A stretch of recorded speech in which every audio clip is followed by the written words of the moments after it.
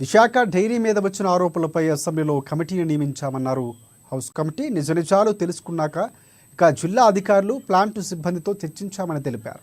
ఇక నిపుణుల బృందాన్ని ఏర్పాటు చేయనున్నట్లు వివరించారు. నిజాలు ఆరోపణల కంటే సందేహాలు ఎక్కువగా ఉన్నట్లు వెల్లడించారు. వ్యవస్థను ఏర్పాటు చేయాలి. దీనికి ఎవరు ప్రమేయం లేదు.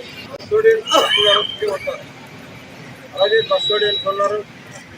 ఈ వ్యవస్థ ఈ స్థాయికి వచ్చింది అంటే రైతాంగం యొక్క కష్ట ఫలితంగా వచ్చినటువంటి వ్యవస్థ ఇది. దీన్ని కాపాడాల్సినటువంటి పరిస్థితి కూడా ప్రభుత్వం మీద, ప్రధానంగా ఎవరినైతే మమ్మల్ని ఎంక్వైరీ కమిటీ చేసిన మా మీద కూడా ఉంది. ఎక్కడ కూడా విశాఖ డైరీ నష్టం లేనటువంటి పరిస్థితుల్లో మా నిర్ణయాలు ఉంటాయి.